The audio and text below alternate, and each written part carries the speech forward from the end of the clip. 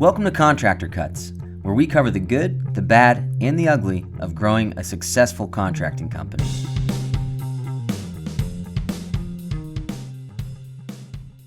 Welcome back to Contractor Cuts. My name is Clark Turner. I'm James McConnell. Thanks for joining us again. So, we are on part 2 of a 3-part series. We are covering the 3 tenets of growth that we kind of foundationally lay with anyone coming into coaching or growth for their company. Last podcast, we covered time management, how to manage your time. It all based around, we talked heavily about calendaring, how to utilize your calendar, and how to manage your time and own it. Today, we're talking about organization, how to organize your company. What should you be working on as a sole one-man show versus when you're getting ready to hire? How do we organize outward facing towards your customer facing versus inward? What's important to be focused on? And the next podcast is going to be our number third about finances. We're going to be diving into what finances you should be looking at, how we manage those, the levers you pull to look at different data to make decisions in your company. So that's going to be the next podcast. But today, organization. James. Clark. How are you? Not great, man. Okay. Because you're unorganized. How dare you? Sorry. All right. So organization, what are your identifiers when you feel unorganized? Let's start kind of generally, like organized as a person, like inbox, I got you. Jobs, all of that thing. And then we're going to talk into kind of systems and processes after this. But for you, what do you do to keep yourself organized? What do you do? How do you tell when you start slipping, and how do you catch yourself from that? I think my indicator is probably similar to a lot of people's, and they might not know it yet. Mm-hmm. But when my flagged emails gets out of control, I try and use my flagged emails as like they should only be flagged for one day. But it grows to 20, 30 different things, and I lose track of why did I even flag this one? Yeah. Half of them probably don't need to be flagged. So when my flagged email gets out of control, when I've got 20 or 30 of those in there, I'm like, I have an issue. Yeah. And that's when I need to pull out, get 30,000 feet, and reorganize, reassess where I'm sitting. Yeah. Instead of just grind it out, man, get through it, put your head down, and just go do it all. Get some of it done, some of it won't get done, and it is what it is. Yeah. Well, one thing also kind of backing out from that is what we always try to tell you when you're out in the field, when you're a one-man show running around, is email management. How do we do that? And so what we always say is when I touch my keys, I'm checking my emails. Every time I'm getting in my truck or getting out of my truck, I'm going to check my emails, beginning of the day, end of the day. And what I want you to do is I want your email box to be empty. And so when you get there, if I can respond to an email in 30 seconds or less, shoot off the email response, even if it's, hey, I'm going to handle this tomorrow. Hey, your estimate's coming by Friday. Whatever it is, if you can answer it, answer it. If you can unsubscribe or block, unsubscribe or block. And if it's something that you need to spend time on, flag it. We use Gmail as kind of our email base. I like the priority box, I think it's called, where it's all of your unread up top, then you're flagged in the middle, and then everything else below it. Mine's the same way. I love it. Great. Yeah. So all of the flagged emails go up to the top. And so like you, my goal is to have no flagged emails. Now, that goal slips often. But talking basics of organizing your day in and day out, getting behind on emails is what kills you on the communication side. And when you're not communicating with your customers, that's when the fires start. And that's when the phone calls and additional emails and why are you ignoring me and bad customer service start happening. So baseline, we're getting organized through your emails and communication with texts, emails, and phone calls every time I touch my keys. Anyway, so that's what you're talking about. On that, you can tell if you're slipping, if that's getting filled up. If you've got a ton of flagged emails that you're not getting back to people, you've got 17 unread text messages because you got to get back to them. Once you read it, you got to answer it. Mm-hmm. What do you do at that time? You're just time blocking at that point. Hey, on Thursday, I'm going to take an hour and get all this squared away. This is when I add a little layer of complexity for myself. Yep. Because the calendar is great. You can look at everything, but as far as when you have a million things going on, it's not always easy to look at the calendar and say, what do I need to do? Look at all this stuff. Or even go down to one day. It's not always good to just like get really myopic and just look at that one day, because there's other days that need to be accounted for in what you're doing, because everything we do is, prognosticating, like what's the next thing? How do I, how do I make sure this ball doesn't drop or this person doesn't drop that ball? So what I do is I pull out a Google Doc, and I write down, and actually have my wife do this with me now, because she's really good at, what's the word? Making everything concise. Filtering down. Clear. She filters through my chaos. And so I'll just read her off the emails and tell her, like, I got this that I need to do. I got this estimate I need to work on. I've got this stuff I need to do with permitting. And she'll put it into like an organized, format for me. And I could do this myself. It would just take a lot longer. But then I go into my emails. I copy the link. And so some people probably don't even know how to do this, because like David doesn't know how to do this. I pull up the email, and then I just go up to the URL and I copy it. I go into the Google Doc and I link it to that, like a word in like my to-do list. So if it's an email from the insurance company needing renewal information. Yeah, it'll be like Austin Insurance, and I'll link that email to the word insurance. So I'll go through the entire list like that. Now I've got a document that is all the emails are linked. I can unflag everything because it's all living here. Yeah. And then I just exit everything, pull up my to-do list, click the link, and it'll pull up that email, and I'll go one by one. And then if I get stuck somewhere, I can highlight it and comment on it. Got stuck here waiting for a call back from environmental health about the septic. Yeah. Great. I can follow back up with that. I don't need to there's no further I can go here. I don't need to keep banging my head up against the wall. I can move on to the next thing. Yeah. But if you don't have like this list in front of you, it's easy to get like obsessed with this thing. Like, I've got to solve this or I can't go on to the next thing. Now, as another way, sorry, was I cutting you off? No. Another way, like for the guys out there running jobs a lot more that are less management and more in the field project management, the way we always suggest doing this is there's a two-way sync with the software with ProStruct 360 and your email. So it pulls in, and if it's about a job, it pulls onto that job card. So what I always coach guys on is I want to set up my next client contact or my task list for that job, and it all comes to your task list in your software. So on your dashboard, maybe I've got 3 emails coming in on 3 different jobs, and I say, okay, this job I need to get back with Granite. On this other job, they're waiting on a revision on the estimate. In this third job, I need to send an invoice because they just confirmed that they're ready to move forward, whatever it is. I am in my software saying, okay, I'm going to set up tasks for these 2, and I'm going to go ahead and do this third one right now. And then it's on my task list, and it's linked to the job. So all you got to do is click on it, I open up the job, and I can execute it. So what James is saying with what you're doing, because it's outside of kind of insurance and other things, but having an organized way to get the answers back in a timely manner is what we're aiming for. Mm-hmm. That doesn't mean I have to get back today.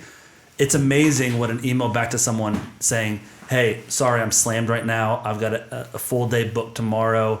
I got some time on my calendar Monday to put this together for you if that's okay. That in and of itself saves you saves face with the customer. It allows you to set a spot on your calendar and not deal with it till then. So I think that's right. Like understanding I need to get all of my emails answered. I'm flagging the stuff that I need to get back on, but I'm also got my task list in the software. I'm organized and working off of that.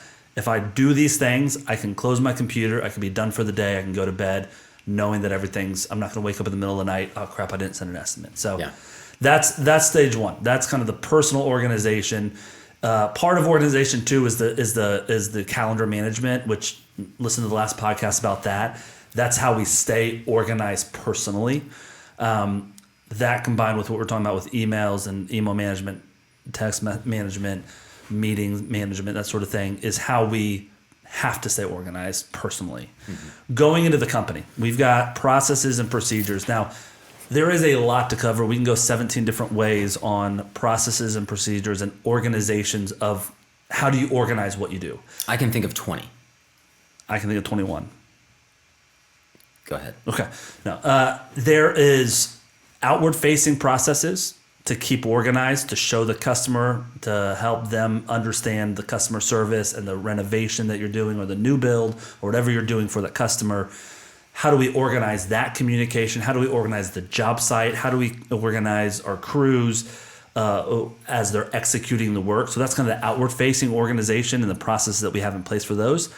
Then there are internal processes and procedures that are, how do we manage our insurance? How do we keep our paperwork? How do we keep accountability, especially as we grow and we're hiring people? How do we do those type of meetings? We call them PAL meetings, but once a week, the project manager action list meetings where I'm meeting with my project managers. How do I keep them organized and make sure that I can keep account without micromanaging them? So that is a bigger conversation than what we can have right now in this podcast, because that is our 280-point checklist in growing your company. That's part of everything we do. But it's bite by bite that you have to do in getting that stuff organized. So, James, not on a level where the companies are, but if you were stripping this down to a one-man show, what is the most important organizational things that you should be doing on running a job site to where stuff doesn't fall through the cracks, right? If you were giving someone advice on that, how are we looking at job sites to organize them, the execution of it, managing the vendors, managing communication? What would you say is the most important couple things? Honestly, I'm going to talk about due diligence. Is that Great. fair? Yeah, that's good. Due diligence is something I started doing, I don't even know how long ago, but we charge for it. Then depending on the job, like sometimes charge pretty decent amount for it. Yeah. But part of due diligence is, okay, you're going to pay us money. You're not going to pay us 50% up front, but you do need to pay me for the work I'm about to do. Yeah.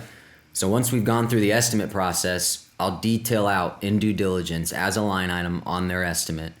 We're gonna have the engineer's gonna come on site, the architect's gonna come on site. I'm gonna have the framer come out. I'm gonna have the plumber, the electrician, the HVAC guy come out. Pretty much everybody else I can give drawings to, and they can estimate their project off of that. But I need those, 5, 6 different trades to come in, and I need to manage all that. I'm gonna start the permit process, meet with the county. Yeah. I'm gonna do that. We're gonna start building out your Gantt chart as information comes in. We're gonna start building out your selections workbook. So we basically tell them this is all the stuff that needs to happen before we can start your job. Yeah. I even add a separate line item for the pre-project walk. Yeah. So after we have the permit, after estimate is now a quote, we've vetted it out and it's now a quote. This is what we feel comfortable saying we can do this project for. What did I just say right before the last thing I said? That you build out the quote, this is what we can do the project for. Yeah. The pre-project walk is, and I mentioned this in the last episode or the last talk, where are we going to cut? Is there a cut station? Yeah.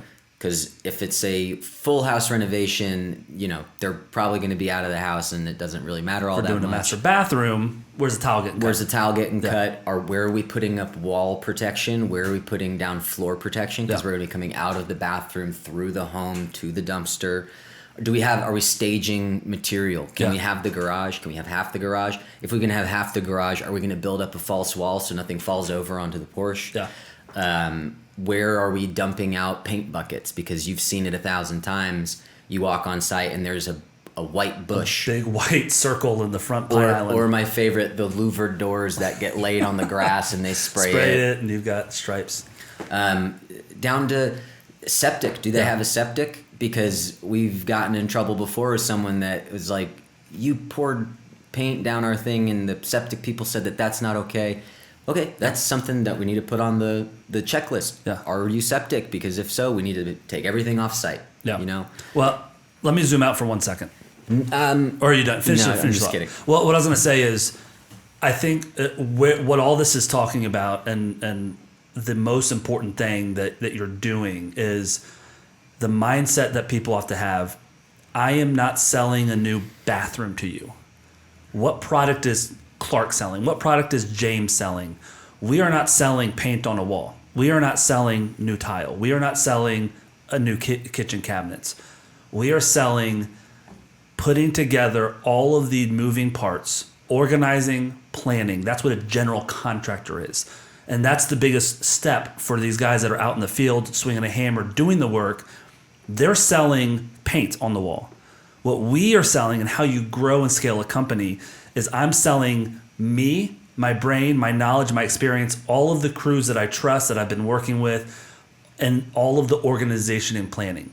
That is the product I'm selling. I'm selling my customer a really good experience on getting their master bathroom renovated, on getting the addition put on getting their new home built. That's the product I'm selling. And so the mindset that you're talking about with all of the organization stuff, that's the stuff that the guys that are failing at business, that are out there swinging a hammer and just in the same spot, they don't think through having that part of their product. That just kind of happens as they go. I guess we got to get a plumber out here. Okay, I'm going to get the plumber out here. Oh, yeah, we got to get plans. And so it's all reactive. And it's like almost an attitude of, okay, I'll get that done. That's another chore on my list. No, that's what you're selling. That's the product that we're selling. So if you're also on site swinging a hammer, that's a separate product. You're selling them two different things, and you've got two different hats to wear. I've got my management side, my GC side, my organizing, planning, Gantt chart, all that side. And then I've got my execution of putting paint on a wall side. And so that's when we're talking about customer facing organization, this is what we're talking about. Having the job site planned, organized, prepared, laid out, everything that James just ran through is your job to do and what you're selling them. And so what you've done, and this is one of, I think, the best things that you've done and what we've implementing with all of our contractors and in the coaching is let's start telling them exactly all of the busy work we're going to do for them. And let's charge them for that. Yeah. And then also mark up the stuff that we're doing on top of it, because there's also labor once the job starts. But let's pull all of that stuff out, all of the thinking out. And instead of doing it on the fly because y'all are ready for us to start putting paint on the wall, we're not ready. Phase 1 is planning phase. It's the due diligence to make sure that we can do what we say we're going to do. And it's going to take a week, and it's going to cost you $3,000 because I'm going to spend all the time doing everything here. So let's have a line item just for that stuff, an approval for just that, a signature and a payment for that, and let me do the job that you're hiring me to do, which is the planning side of it. The great example for this is I'm working with a guy right now, and he's got a HELOC, so he's got some cash. He's also doing a bank loan. Yeah.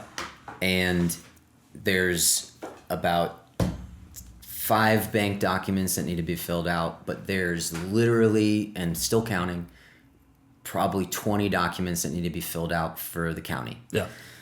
And I've done this a couple times, so my client hasn't, and he's like, I really need this bank stuff filled out, and it says in the bank document that you need to have this stuff, like they need this ASAP.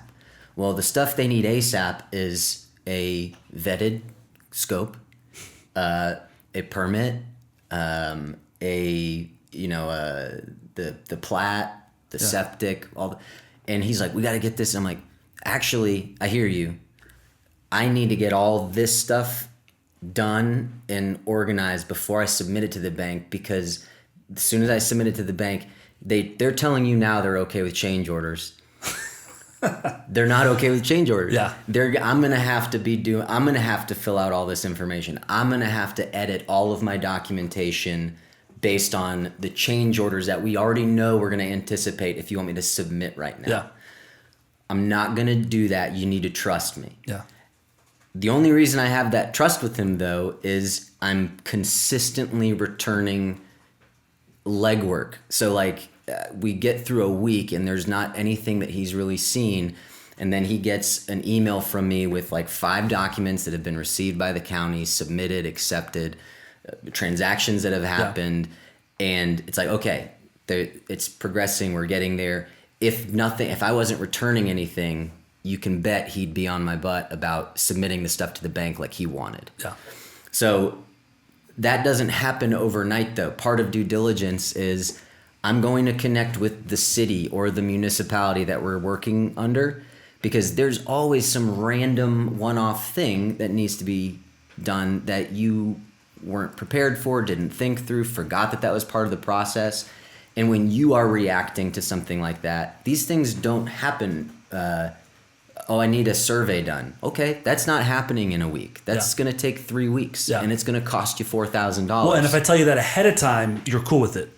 If you're like, hey, I need that, well, give me 3 weeks, they're not cool with it. If I'm reactively getting it to them. But if we've laid out what they have to do. Right. And they ask you in the beginning, everybody does, what do you think a timeline for something like this is? And I always lean into, okay, well, it's going to take me probably 2-3 weeks to get through the first part of my due diligence. And that's getting with these crews, getting with the city. And then we have to get a survey. That's going to take 3-4 weeks. We have to get architectural drawings. That's probably going to be 6 weeks. We have to submit for the we have to submit for the permit. We have to submit for the septic application. That's going to take 2-3 weeks. Yeah. So you start planning. You start showing them all of the things that have nothing to do with construction. That's going to take 3 months of the project, and they're like, "Oh, well, how long is the project going to take? Probably 5 or 6 months after that." Yeah. I'm not trying to win this job based on blowing him out of the water with my timetable. I'm trying to set a realistic expectation and say that, like, and this might not be it. Like, there might be other things that pop up during due diligence. I'm not perfect. I'm not going to capture everything. And this might be the first time I'm working with this county or the first time I'm working with this city. So I'm very open and honest and upfront about how this is going to lay out and where my blind spots are. Yeah. It's okay to have blind spots, and if your client's not okay with you having blind spots, don't work with them. Don't work with them. Well, and this is what you're saying without saying it to the customer is saying, I know how to do this. I know what I'm doing. And if the other guys that you're talking to bid this aren't thinking through this stuff and they're telling you they're ready to get started, you're already screwed. You're already screwed. And you don't have to say any of that. Like a customer that's got enough money to do a $200,000 addition on their house is smart enough to be like, I don't know why, but this guy feels comfortable, who feels like he's got my back, and this other guy is trying to get me to pull my checkbook out and says he's going to start demoing next week. Yeah. So something doesn't add up here. And so who does it benefit more to lie in this situation? Yeah. Well, and so backing out from large scale stuff, let's say a smaller project, you can still do due diligence on those. If I'm doing a one-off paint job where we're painting the main floor of a residential house, we're not doing a $2,000 due diligence period. But I still want to set aside, even if it's a $0 line item. This is how I gotta ask you these questions. We're gonna do a client engagement agreement. I'm gonna ask about where we can set up, where we can park, where we need to petition off to where the guys don't come. Where are we entering? Where are we exiting? What do we do? Do you have dogs? Do you have babies? Who's gonna be in the house? What's nap time look like? When can we show up? When do we have to leave? But all of those things are part of that due diligence. Even if you're not charging $8,000 to go through the full due diligence process. I would say though that part of your process and organization, like this bathroom job that we're talking about last week, I didn't think that we'd be able to land the job with an additional $1,000 of due diligence. Yeah. Small project, we do need due diligence. So I didn't put it in the line item. We talked through what that would look like, and we said, we're not going to ask you for 50% down, but I am going to ask you for we need some skin in the game, because there's a lot of legwork we're about to do that you're going to benefit from regardless of whether you go with us or not. So I am going to charge you for that, but like the project is, $38,000, and we're going to charge $1,000 for due diligence. I'm just going to take it out of the other line items, but I'm going to get paid for it. And I always say, like, I do 80% of my work as a contractor before we swing the first hammer on site, because I'm doing all that due diligence, organization. And if I do my front 80%, the 20% is only 20% because it's just execution. All my ducks are lined up. So now All I got to do is knock them down and get the job executed. So if you bring the customer into that conversation, say, so this is how we organize. We're going to set it aside. We're going to do this. I need $1,000. I'm not going to charge you 80% of the job, even though I'm spending most of my time here. I'm going to spend 10, 20, 30 hours on your project before we even show up on site. They don't know that. They don't understand that. Yeah. Once you identify and build that value for them, they say, oh, that makes sense. Thank you. Yeah, you charge, and again, like you're charging for it. And that's, I think guys get hung up in the battle for all of the bids, right? Like right now it's pretty slow in the construction world. So guys are very competitive with their pricing. Yeah. Everyone's trying to land work. But if you're landing work without the requisite profitability that you need, it's not helping. It's not helping. It's hurting you twofold. Yeah. Because you're not making the money that you need to make, but you're spending more time than you need to spend. Yeah. So one thing, and this is like really far down the road in internal organization, and maybe not. Maybe you have the mind where you can actually do this quickly. I can't.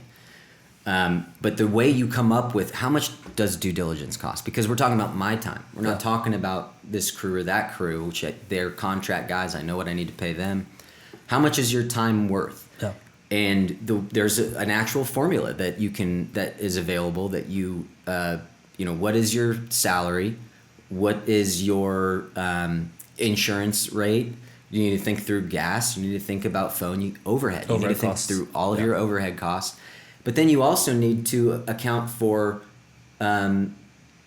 like your drive time. Like you can't assume that 100% of your time is going to go to working. Like 30% of that is travel. So there's just some minutia in that type of formula. But you can come out with, I need to pay myself, $200 an hour for my time.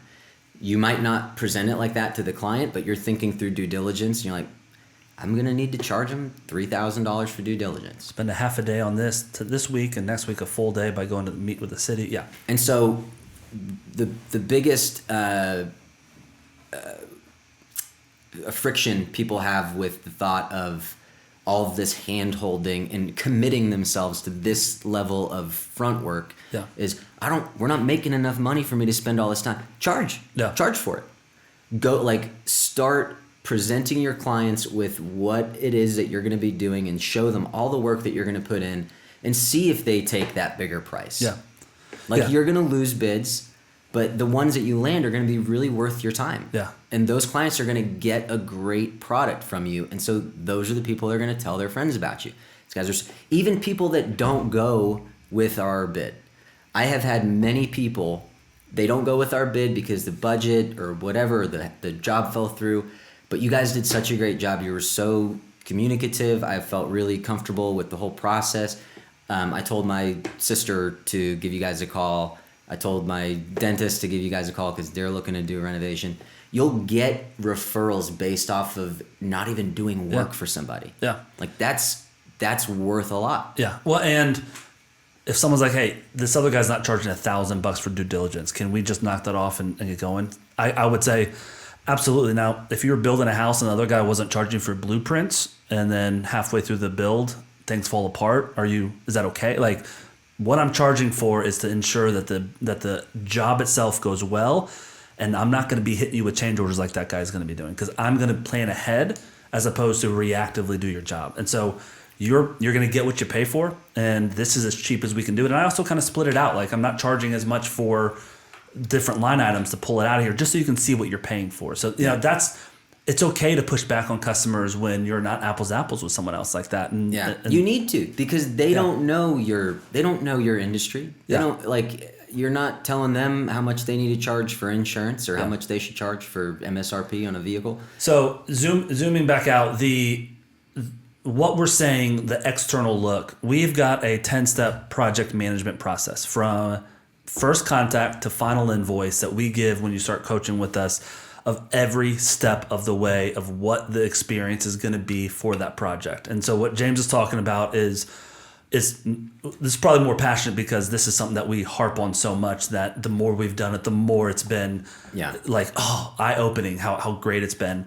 But there's processes before this and processes after this that we can dive into and spend the next 10 hours going through. But our project management process, from how we do intakes, how we write up estimates, when and how we return them, how we do the due diligence, the pre-construction phase, the construction phase, the invoice, all of that stuff, the follow-ups, all of that stuff we have written down as a process. When you come into ProStruct for the coaching side, we give you that process and then we help you build it for your company. We say, okay, well, how does it work for you? How do you do this? What if you did it this way? Can you change this around?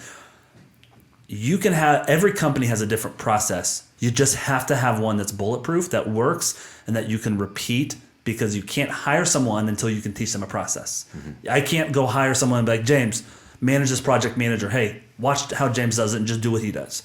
That doesn't work. You're hiring a personality to run your company. You're not hiring someone to run your organization and your structure. So in a business, I think it was the E-Myth that says processes run a company, people run processes. And that's what we're trying to get at is most contracting companies that we see that fail or that just are kind of stuck in a rut is because it's people running the company, not processes running the company. And it feels dumb to say, but you have to have that process and train people, and even you yourself go through those processes to execute on the job sites. And so organizing from start to finish, this is how, when, and where we invoice. That's part of the due diligence, is we're walking them through the client engagement agreement, explaining the whole 10 steps of the process and explain to them what they can expect and how they can expect it. And then we have a game plan to execute. So that's kind of the bigger picture of what we're talking about, of the client facing, how we organize job sites. We're not going to touch a ton on internal organization today because we're running out of time, but the internal organization is how we run our HR side, how we hire, what you do, how we find. I think it's also 10 steps of how we hunt, how we find, how we interview, how we onboard, how we train, and how we keep them happy on the HR side. Again, unless you're a large construction company, you don't have someone in charge of HR. You're looking at them, right? Like you're the HR person for the company. So how do we do that? What's that process? What's the process of how we keep our QuickBooks, right? QuickBooks interacts with ProStruct 360 where you don't have to do a lot, but there is some management that you want to do in terms of materials, in terms of how do I tie different materials to jobs so I can do job costing in the software. Yeah. If you're not, like, I think a lot of folks downplay the QuickBooks. I got to keep everything, I need to know where the money is, but I'm not going to spend all this time getting cute with it. I think people need to get a little bit more cute with QuickBooks and lay it out in a way that makes sense. Whoever's keeping the books, whether you have an accountant or you're doing it yourself, work with your accountant on laying out the actual profit and loss the way that it makes sense to you. The way that your categories. Yeah. Like, don't have a bunch of random shit in there that you're like, why did I put this in here? What goes in this one? That should never be a question. 3 that say travel, 2 that say car, and 1 that says automotive. And it's like, what? And when you have multiple office managers that come through the company, like, you're gonna have that. Yeah. You're gonna have all this random stuff. But you can't go back and use that as data if you're not keeping it well. How do I know how much money are we spending at Home Depot versus Lowe's, and who am I getting better returns from? Yeah. Or maybe it's not a matter of that. It's you're balancing different credit accounts, and that's not part of the equation. Yeah. But it might be significant enough of a differance to be like, why are we doing any with Lowe's? We should be doing everything with Home Depot, or vice versa. We'll dive into that next week on the finance side. No, let me keep going. Well, this is not going to be a 4-hour podcast. But I think you're right. Like, that's where I think one of the biggest things, and we'll talk about this next week, like I said, but with what you're saying, one of the biggest things that I didn't realize was the amount of money we were wasting on financing costs and interest rates. Where I'm like, holy cow, I can hire someone for how much we're spending on these loans that we've got. Let's get these paid down, right? And so it starts opening your eyes. We'll talk about that next week on how to assess finances. But on the organizational side, this is part of it. I need to be organized in my QuickBooks. I need to be organized in how I'm keeping my employees accountable. How do I do that? What's those meetings look like? This probably, if you haven't done much of this podcast probably feels pretty overwhelming of how much you have to do. It's not complicated. It is a step-by-step, one thing at a time. And so everything we've talked about on the processes going outward to your customers, organizing, coming inward to you, in your office, how we do that. All of that is, you don't have to have all that figured out day one. Our process, our 280-point checklist is walking you through, only thing you got to worry about today are these 4 things. Let's work on these. Next month when we get together, or next coaching session that we get together on, can you have these 4 things done? Great. We'll sit back down. Here are the next 5 things. Can we get these 5 things done? And so it is, what processes are important to work on now, and what are we going to start tweaking? And so all of that comes with assessing you as a client, because some clients are really good at the financial side. They're just mathematically minded and they don't need help with that. But when it comes to organizing crews and customer care, they're terrible. So let's start on those processes that we need to build out for that person. The next person's a great salesman, great with people. He doesn't know how to add 2 + 2, right? And so let's focus on how do we organize the financial side of you. And so every single person that we're coaching or that comes in, or if you're not in either of those and you're working on your own, start identifying what you're good at and what you enjoy doing and what you're bad at. And let's start building processes around the stuff you're bad at first. Then we can introduce what you're good at. How do you do sales? Let's break down. You're really good with customers. So James, let's break down how you interact with them, and let's start building processes around those. And let's assess, okay, the due diligence stuff. Let's put a process around how we do that, because I think that's super helpful and the customers love it. I remember last year we were big on educating the customers. Let's start, how do we implement more education for the customers to where they understand and they get what we're doing before we do it, and they're not just sitting there scratching their heads, why didn't we show up on Thursday? Mm-hmm. So again, all of that being said, outward process, inward process, we need to lay those out. And when a lot of guys say, when am I ready to hire? You're not ready to hire until you have both of those spelled out, written out. This is how we do it, because that's what you train people on. So when we're talking about, last week we talked about building time blocks, having space to work on your company. This is the stuff that you're going to be working on in those time blocks. Whenever we see guys coming in like, yeah, I try to every Monday work on my company. What does that mean? I get back to emails and I write some estimates usually. Great, that's not working on the company, that's working in the company. Mm-hmm. And so let's build time blocks on your calendar to work on the company. And once we have that time, last week that we talked about with time management, once we can start building in time blocks to work on the company, now let's talk about how we build the organizational side of the company step by step during those time blocks. So you have traction moving forward throughout the year, and the end of this year, you're going to be killing it. Not in the same spot you are right now. Mm-hmm. So that's why we focus so much on the time management than the organization. Next week, we're talking about finances. We're going to dive deep into that and kind of what you started running down with QuickBooks, software, what we use in ProStruct versus QuickBooks, and how do we do all that, and what numbers should we be looking at. All of that data retention is how we make decisions, how we make hiring decisions, firing decisions, investment decisions, hey, it's time to buy a truck decisions, all of those things you don't just do because you need it. You do it because you've planned for it and you've got it spelled out how it's going to happen. One last thing. Please.